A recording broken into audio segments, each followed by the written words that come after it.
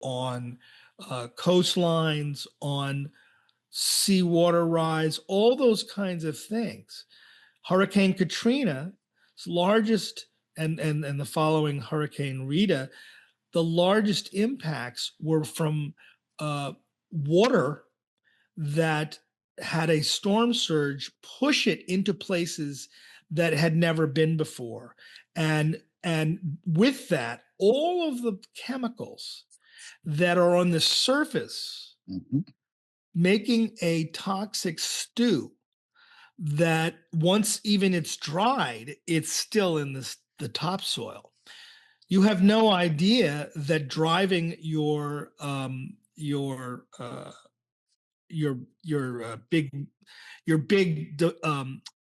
big transport vehicles in a marsh are going to have a devastating effect in terms of, if a storm surge happens, it has no barrier islands to change how that water rise is going to impact, let's say, the lower Ninth in New Orleans, which when Bienville and Iberville came in the 18th century, they went back to France and they said, we shouldn't build here because it's below water level.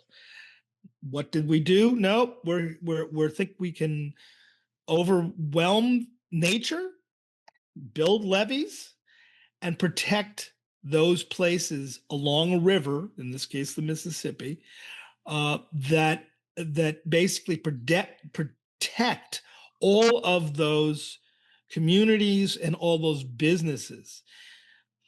But you can't see into the future. So when my cousin old Joe was trying to do this with the chemical part of it, by changing the leaded nature of gasoline, he thought that they were doing these huge major improvements, and they were in essence, but it doesn't take away the long-term impacts that we couldn't have imagined. They thought they were doing good things.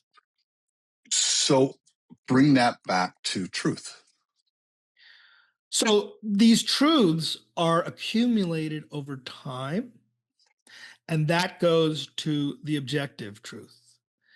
Which parts of let's say physical reality determined by the scientific analysis of these things are facts, are true, are published by peer review, and can have an intellectual conversation about those impacts. With Truth Lost at Sea, the question is more in the political truth, which is, how does the advancement of an idea completely change our attitudes? And for me, the question of Truth Lost at Sea is more about the nostalgic time that maybe says we wouldn't do things that were not honest. We wouldn't say things in a political way that would enhance our own personal bottom line. We wouldn't do things that would hurt our neighbors because when we're producing PVC, we have no concern about our neighbors being downwind of the production and knowing full well that they're going to get cancer. This is where the concept of cancer alley came from. And to me, the idea of Truth Lost at Sea is that I'm basically saying to the viewing public, you have a chance to be part of rescuing this essential tenet that is both a core of democracy and a core of a civil society. One of the things about political truth is that it spreads through repetition. So is that part of what you're thinking about in the fact that it's not just in one harbor, but it's going to move via the highways down to several different places. Is that something you were thinking about in terms of like, we're just going to keep this in the public eye? Yeah, I think by and large, humans at a certain point get to be incredibly lazy. They're also extremely industrious, but they're lazy. So I'm thinking, and they're geographically limited. So somebody who lives in DC or in Towson, Maryland, or in New Haven, Connecticut, would not necessarily leave to go to another place where this one object exists. Mm. And because this is a traveling sculpture, because this is something that moves, it it it it it it has the opportunity to go places and to meet multiple audiences when those audiences would pretty much be stagnated. And so that's one of the reasons why I did it. You can't all buy tickets to this theatrical show because there's no venue big enough. So I'm going to bring it to you. That was my idea, at least, that I thought, how are we going to build this audience? Well, we're going to bring it to them. And the oddity of this thing, you're driving down the street, you're walking in a park next to the water, and you're looking, going, what the hell is that? Oh my God, it says truth. It opens up a whole Sure. set of Yeah. of intellectual curiosity is my hope. That's my hope.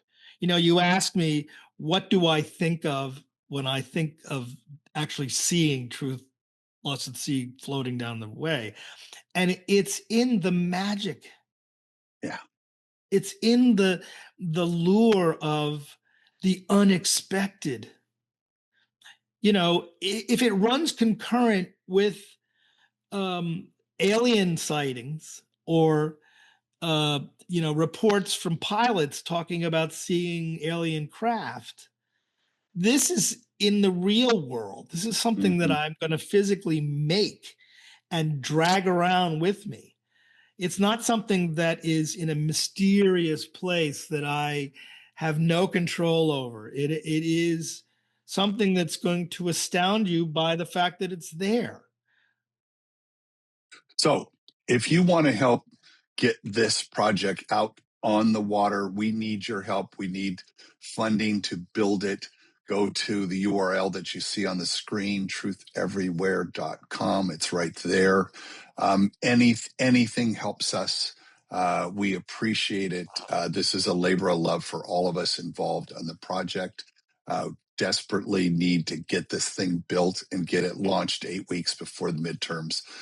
John, next week, I want to talk about, let's kind of brainstorm a little bit of where people are going to see it when it's not on the water. So it's when it's in transit, because I think there's an opportunity for us, but I don't want to, I've got a bunch of ideas. I'm going to save them for next week. Thank you so much.